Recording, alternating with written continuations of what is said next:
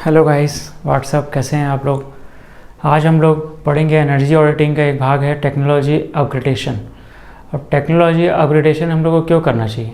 किसी भी प्लांट में टेक्नोलॉजी अपग्रेडेशन हम लोग को इसलिए करना चाहिए क्योंकि प्लांट में जो पुरानी मशीनें रहती हैं वो अगर हम लोग अपग्रेड करते रहेंगे तो उसमें कुछ कुछ एनर्जी सेविंग टेक्नोलॉजीज आते जाती हैं। जैसे कि हमारा एयर कंडीशनर था, पहले जो था हाफ वाला आता था, मतलब आधा अंदर आधा बाहर, इस टाइप का।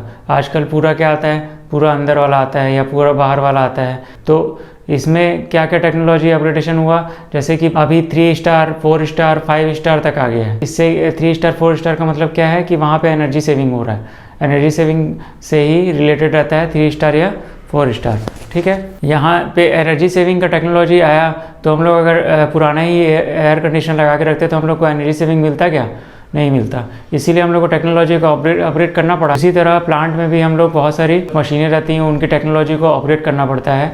जैसे कि ऑटोमेशन आ गया प्लांट में, तो प्लांट में ऑटोमेशन आ गया, पीएलसी का यूज़ होने लग गया है। तो पीएलसी का यूज़ होने से क्या हो गया है, बहुत सारे मैन की रिक्वायरमेंट ख़त्म हो गई है और प्रोग्रामिंग के थ्रू पूरा काम हो जाता है। फॉल्ट ईजिली हम लोग पकड़ सकते हैं। तो ये सब चीज़ें टेक्नोलॉजी अपग्रेडेशन में आती है। तो टेक्नोलॉजी अपग्रेडेशन बहुत ही ज़रूरी है। हम लोग यहाँ पे पॉइंट देखेंगे, इसका एडवांटेज क्या है और इसका डिसएडवांटेज क्या है। एडवांटेज इसका क्या क्या है, एनर्जी सेविंग होता है। एनर्जी सेविंग जैसे मैंने बताया है कि एसी में, एयर कंडीशनर में होता है, उसी तरह प्लांट में भी होता है। प्लांट में क्या होता है कि कभी कभी मोटर या जनरेटर ख़राब हो जाते हैं तो हमको पता नहीं चल पाता है, या फॉल्ट नहीं पता चल पाता है। तो फॉल्ट पता करने के लिए अगर हम लोग पीएलसी लगा लेते हैं, प्रोग्रामेबल लॉजिकल कंट्रोलर, ये हम लोग अगर यूज़ करते हैं तो हम लोग को फॉल्ट जल्दी से पता चल जाता है और एनर्जी कंजम्पशन भी पता चल जाता है, कितना एनर्जी कंजम्पशन हो रहा है किसी भी मोटर में या किसी भी जनरेटर में या किसी भी ट्रांसफार्मर में, कितना एनर्जी कंजम्पशन हो रहा है और कितना एनर्जी रिक्वायर्ड है और कितना कैपेसिटी यूटिलाइजेशन हो रहा है। ये सब हम लोग को पता चल जाता है, जिससे कि हम लोग एक्शन ले सकते हैं।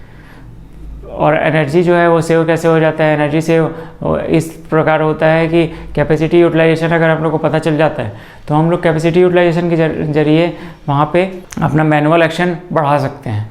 तो वहाँ कैपेसिटी यूटिलाइजेशन अगर हम लोग को पता चला कि 80% है तो हम लोग को 90% लाना है, तो हम लोग क्या करेंगे, वहाँ पे जाके उसको कुछ ना कुछ, ट्रांसफार्मर को कुछ ना कुछ तकलीफ होगी तो सुधारेंगे। तो उससे क्या होगा, हम लोग का कैपेसिटी का यूटिलाइजेशन जो है वो इम्प्रूव हो जाएगा। सीधी सीधी बात है। तो कैपेसिटी का यूटिलाइजेशन अगर इम्प्रूव हो जाएगा तो हमारा एनर्जी का जो सेविंग है वो बढ़ जाएगा। तो टोटली हम लोग एनर्जी सेविंग के लिए ही बहुत सारी चीज़ें करते हैं।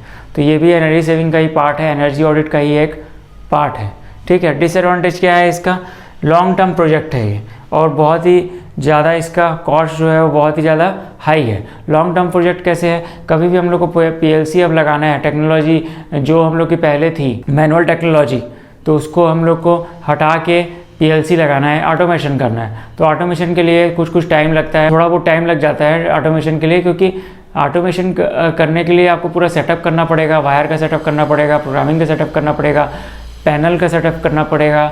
ये सब चीज़ें आपको सेटअप करनी पड़ेंगी जिससे कि अच्छी सुविधा मिल पाएगी पीएलसी के द्वारा, है ना। तो लॉन्ग टर्म प्रोजेक्ट तो है लेकिन बेनिफिट भी इसका मिलेगा। तो इसमें अगर आप लोग को इसके रिलेटेड और अगर वीडियो आपको चाहिए तो आप कमेंट सेक्शन में बता सकते हैं। Thank you very much for watching this video.